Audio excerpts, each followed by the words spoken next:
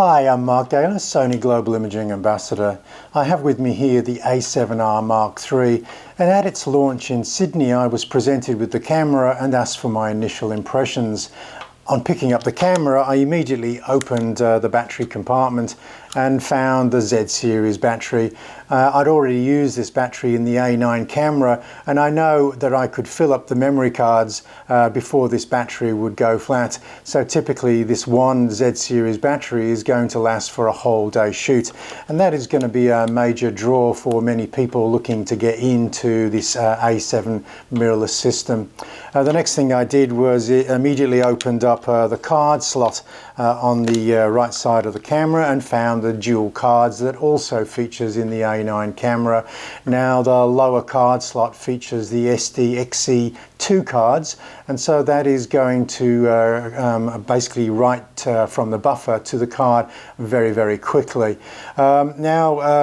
With this cards, obviously you can set them up to configure it how you want. You can flow from card 1 to card 2. You can write the same file to both cards simultaneously. You can put movies on one card and raw files on the other. So this is a great deal of flexibility, and it's a request that was made by many pros saying that we really couldn't consider going mirrorless until that feature arrived, and basically it did arrive on the A7R Mark III. Now, one of the things that is a little bit more subtle but is a great improvement over the A7R2, and again it featured on the A9 camera, is the EVF is a lot brighter. Now typically you don't notice this when we're shooting in low ambient lighting conditions or in a studio, but if you're out in full sun, maybe shooting sports, you are going to immediately notice that that viewfinder is pretty much as bright as an optical viewfinder, and so there isn't going to be that slight amount of disappointment as you raise the camera to the eye and it's a little bit duller than what you are viewing with your own eyesight. Now again, the improvements go over. If we flip open the doors on the left hand side of the camera, we immediately notice that gone is the USB 2 and we've got USB-C. Now that is going to be at least 10 times faster than USB 2, and so this opens up a whole new area for a lot of photographers who need to offload the files very quickly or shoot tethered. Now Sony have also released imaging capture software, which is a free software, so that you can shoot tethered with this camera. And also with this release of this camera, we also have pixel shift multi-shooting. Now this is available to sensors that basically are stabilized sensors, and basically that arrived with the A7R Mark II, and this allows Sony to move that sensor 1 pixel over 4 images, and we can get true RGB values across every pixel sensor site, and this basically allows the files to be that much sharper than shooting just a single raw file. And so we're really approaching medium format quality with this full frame camera, and again that opens up a whole lot of possibility for architecture. I've even used that feature for landscape, and I've created a movie to show how we can combine the ARQ file, that is the pixel shift multi-shooting file, with one of those 4 files if we do get a bit of artifacting that typically occurs if there's been movement between those 4 files. Now for studio still life, you're not going to do that complicated post-production, but if you are landscape or architecture, you can quite quickly acquire a workflow that just takes a couple of minutes to get that extra resolution detail that you're wanting from this camera. And I have to say, if you're used to the A7R Mark II files, then you already know that we're going to get a good deal of sharpness using a G or G Master lens or a Zeiss design lens for these cameras, but you will notice an appreciable difference again by shooting in pixel shift multi-shooting. Now the body pretty much feels the same, that the grip is a little bit larger. For people who have got large hands and still wondering about whether they could go to a smaller mirrorless body, Now, Sony basically created this little pinky grip. Basically, it just attaches to the lower portion of your camera and gives you somewhere to put your little pinky, so you've got a full grip. Now, this also goes on the A9 camera, and so for people shooting with longer, heavier G-Master lenses, this is going to give you a much better grip. Now, obviously, this has to come off to change the battery, but as I said, the battery lasts all day, so this isn't a great deal of effort just to spend 5 or 10 seconds getting this off to replace the battery. Okay, so there are lots of other improvements. So one of the things that puts this camera into a usable bracket for a lot of people who shoot action but also need the resolution of, say, the A7R2, but don't want to drop that resolution by going to the A9, is the frames per second of this camera went up from 5 frames per second to 10 frames per second. Now, if you're going to be panning that, you do need to use what's called the high mode rather than the high plus mode, which is the 10 frames per second. We need to drop down to 8 so we get a live feed in the viewfinder so we can pan accurately with the moving subject. By dropping down to that 8 frames per second, it also allows us to shoot in the 14-bit mode rather than what used to be the case where we're dropping the bit depth to 12. Now, at 8 frames per second, this camera is really motoring, and the great advantage of this over the A7R2 is quite quickly on the A7R2 the buffer would lock up while it writes those 42 megapixel files to the card. Now, with this A7R3, we have a 76 raw buffer, and so for many people who are not out and out sports photographers, that buffer is more than enough to shoot fast sequences of action before the camera basically locks up. Okay, lots of other improvements. Dynamic range went up from the A7RIII, which is great for landscape shooters. Steady shot also improved over the A7RIII. Again, this is great for landscape shooters who are not wanting to put the camera onto the tripod, but are pretty much happy to maybe shoot at 1/10 of a second or 1/8 of a second handheld.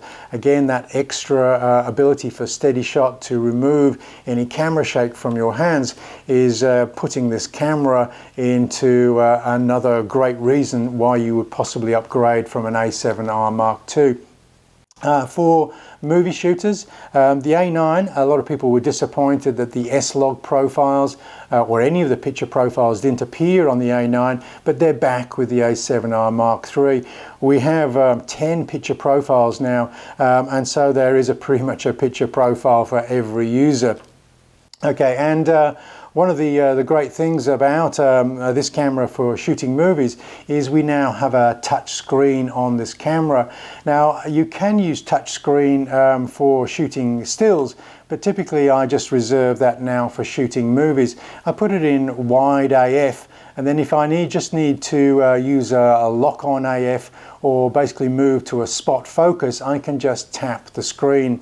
And typically if I want to do slow focus pulls between areas of the screen, if I'm shooting wide aperture say, I can just tap that and set the drive mode of the AF to slow, and I get those nice smooth focus pulls on this camera. Now, typically with the A7RIII, I did notice that shooting in APS-C mode or Super 35 mode was absolutely the best for shooting 4K footage. But I have to say I noticed very little difference now between shooting full frame 4K and Super 35 on the A7RIII. So this is another great advantage. And also when we're shooting 4K, we don't get a dim screen. We can have a very bright screen reviewing the file as we go shooting 4K footage. Okay, now also the menus of this camera were also improved. We're basically got the same menu structure now as the A6500 and the A9, and with that we also get My Menus. So if you're constantly trawling through the menus looking for a specific item, you don't have to remember where that is anymore, because you can assign that to the My Menus. Basically the camera is very customizable now. Pretty much all of the custom buttons you can reprogram to do something else. And one of the great new features of this is you can also hold one of the custom buttons and recall a whole bunch of settings. So typically we could use the memory recall 1, 2 and 3, but now you can also use a custom button, hold that down and recall a different group of settings. This is a great feature if you want to recall very quickly a group of settings when you're in a completely different group of settings. Okay, so even more customizable than the A7R2, and that is a great feature. Now I have created a series of movies for A7R3 users. These are exceptionally popular, not only for A7R2 users wanting to fully get the best out of this camera, but also people making the jump now from Canon and Nikon. And I have noticed on the forums the A7R3 has got to a point now where Canon users, Nikon users have got no reason not to come over to the Sony mirrorless system. They're pretty much every weakness or perceived weakness of a mirrorless system was pretty much resolved with the A7R3 camera. And so 2017, I have to say, was an incredibly important year for Sony. We acquired the A9 camera, which is a no-compromise sports shooting camera, and we also acquired the A7R3, which is still the camera for all reasons.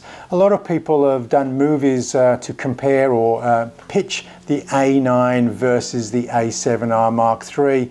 Now the A9 is not basically compromised by the release of this camera. It is still, the A9 is still a camera that is a no compromise sport action camera. It shoots that 20 frames per second with no blackout. The A7R3 can go up to that 10 frames per second, but you're still going to get blackout between the frames. And so if you are a sports shooter and you want a no compromise camera, I would encourage you to lean towards the A9.